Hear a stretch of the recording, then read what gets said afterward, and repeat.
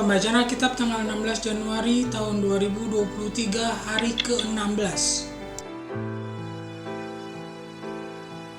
Keluaran pasal 12.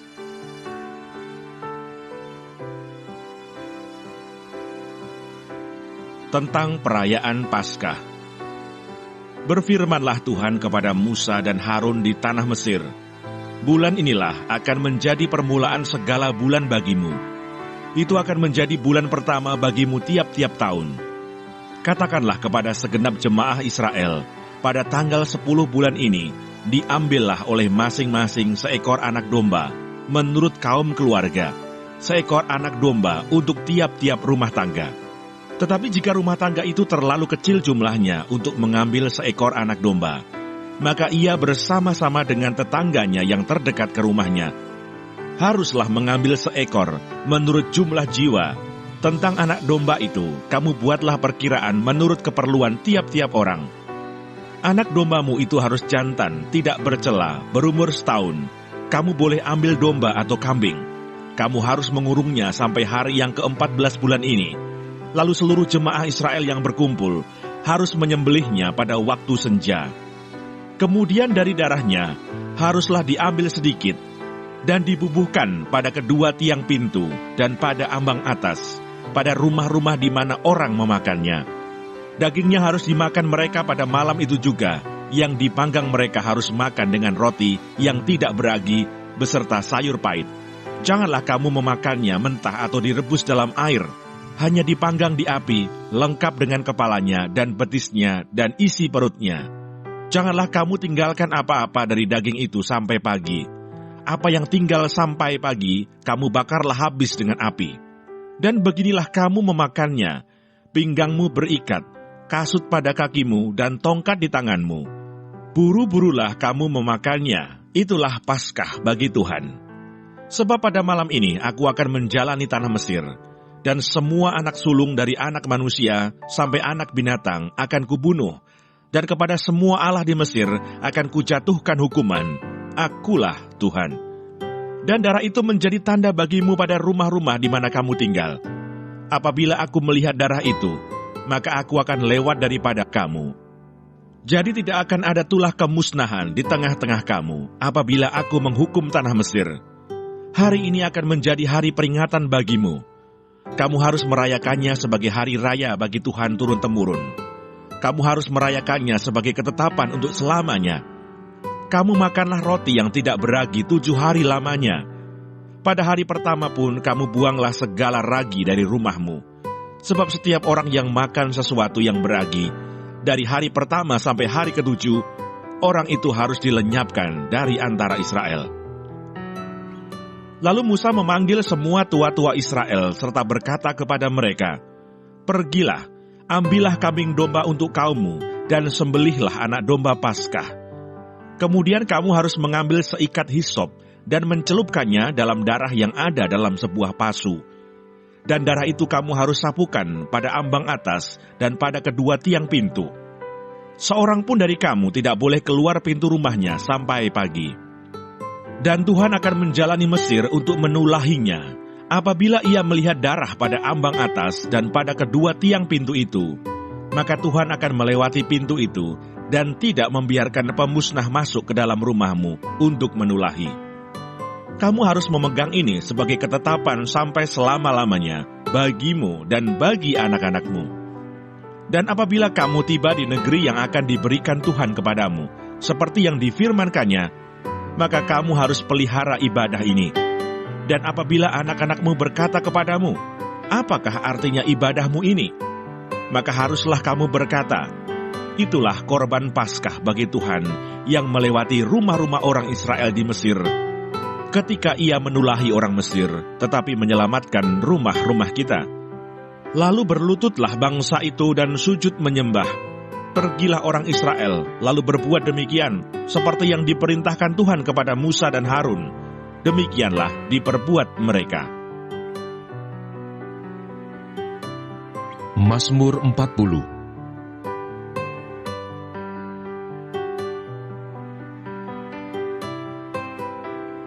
Engkau tidak berkenan kepada korban sembelihan dan korban sajian.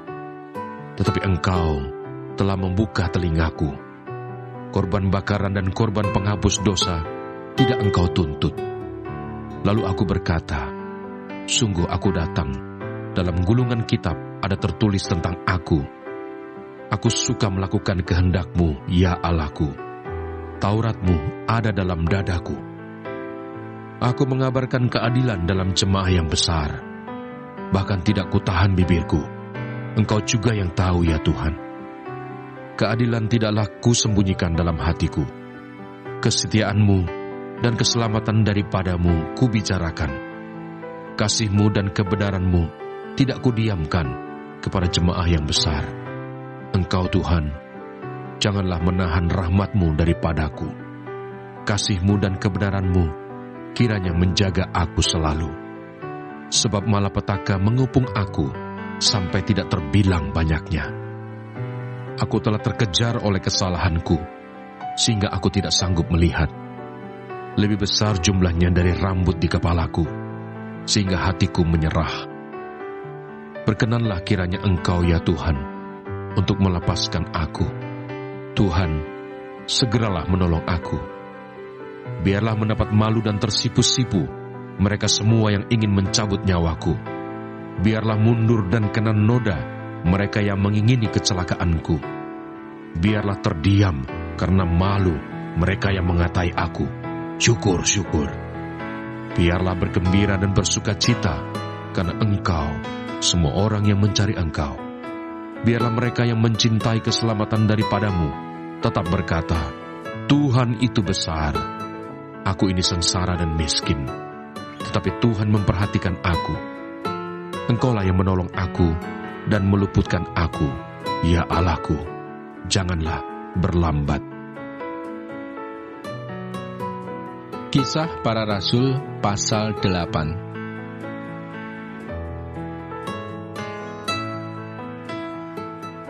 Sida-sida dari tanah Etiopia. Kemudian berkatalah seorang malaikat Tuhan kepada Filipus, katanya, bangunlah dan berangkatlah ke sebelah selatan, menurut jalan yang turun dari Yerusalem ke Gaza. Jalan itu jalan yang sunyi. Lalu berangkatlah Filipus.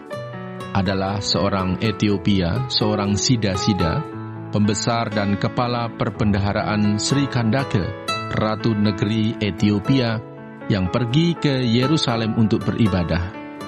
Sekarang orang itu sedang dalam perjalanan pulang dan duduk dalam keretanya sambil membaca kitab Nabi Yesaya. Lalu kata Roh kepada Filipus, pergilah ke situ dan dekatilah kereta itu. Filipus segera ke situ dan mendengar sida-sida itu sedang membaca kitab Nabi Yesaya. Kata Filipus, mengertikah Tuan apa yang Tuan baca itu? Jawabnya, bagaimanakah aku dapat mengerti kalau tidak ada yang membimbing aku? Lalu ia meminta Filipus naik dan duduk di sampingnya. Nas yang dibacanya itu berbunyi seperti berikut.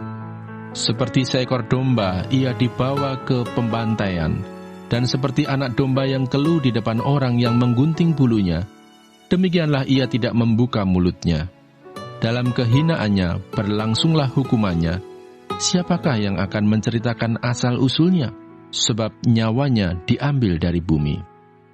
Maka kata sida-sida itu kepada Filipus, aku bertanya kepadamu tentang siapakah Nabi berkata demikian? Tentang dirinya sendiri atau tentang orang lain?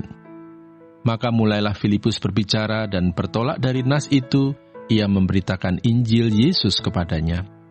Mereka melanjutkan perjalanan mereka dan tiba di suatu tempat yang ada air. Lalu kata sida-sida itu, lihat, di situ ada air. Apakah halangannya jika aku dibaptis? Saud Filipus, jika Tuan percaya dengan segenap hati, boleh. Jawabnya, aku percaya bahwa Yesus Kristus adalah Anak Allah. Lalu orang Etiopia itu menyuruh menghentikan kereta itu, dan keduanya turun ke dalam air, baik Filipus maupun sida-sida itu, dan Filipus membaptis dia. Dan setelah mereka keluar dari air, Roh Tuhan tiba-tiba melarikan Filipus, dan sida-sida itu tidak melihatnya lagi. ia meneruskan perjalanannya dengan sukacita. Tetapi ternyata Filipus ada di Asdod. Ia berjalan melalui daerah itu dan memberitakan Injil di semua kota sampai ia tiba di Kaisarea.